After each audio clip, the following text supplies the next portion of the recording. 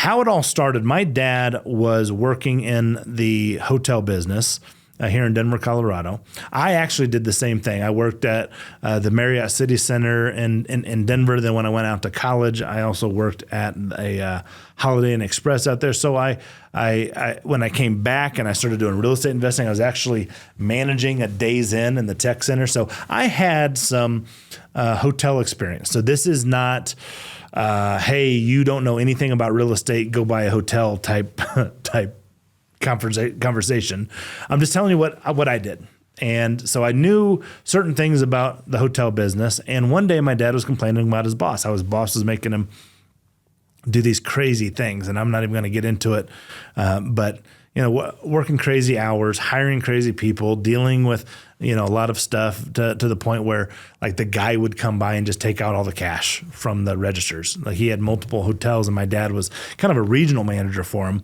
He'd come in to take out all the cash because he needed it for some kind of odd thing that he was doing, or how they would like purposely hold back checks and that kind of stuff. And he was complaining about it, checks to contractors and checks to their employees. And so he's complaining about it. And I said, well, Dad, why don't you just go buy your own hotel?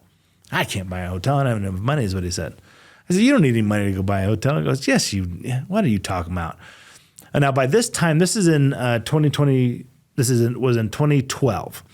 So I had started doing real estate deals in 2010, but I had gotten educated in 2008. So between 2008 and 2010, I just started learning from everybody I could, anybody who would teach me, every read club, every book, everything. I was taking notes on everything. I was learning the entire business.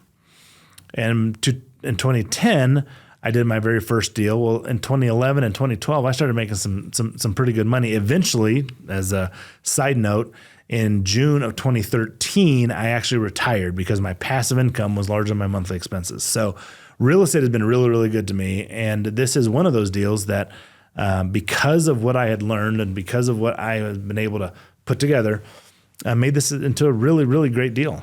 And so I'm going to explain it to you. So he's sitting there talking about how you can't buy a hotel with no money. I had just gone through a bunch of creative courses and had actually done some creative finance deals where you buy things, without having to go to the bank, and you use alternative funds to kind of buy these houses.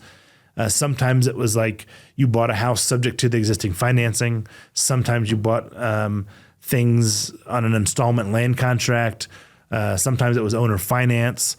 And my favorite method is called a lease option or lease purchase. The market name for it is called rent to own, but effectively what a lease option is when you lease a property with the right to purchase it at a set price within a set period of time. And so I went and I looked through a bunch of hotels and I thought to myself, there's got to be somebody in the hotel business who's willing to get a little creative with me. Because at the time, I did not have the money. I did not have the money to purchase this hotel for what we purchased. And I didn't have the ability really to get a loan at that time. I started scurrying around and I thought maybe I can find a hotel owner who's willing to do some creative finance. After all of those creative finance strategies that I just mentioned, they originated in the commercial world. In fact, they're very common in the commercial world. Some of the new guys, the Pace Morbies of the world, are doing subject twos in single family houses. Well, it's kind of an old strategy. Guys like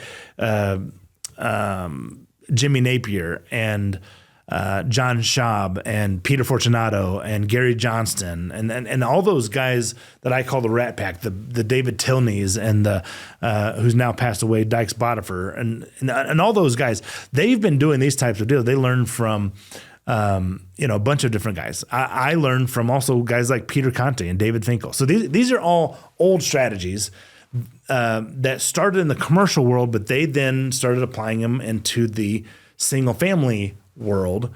And it got a lot of people excited because they're like, wait a second, I might be able to get into real estate using creative finance. Well, that's how I learning from Wendy Patton and Joe McCall and those types of people.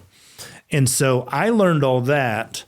And I said, well, let me see if I can apply this in the commercial world, right? Because I hadn't done very many commercial deals.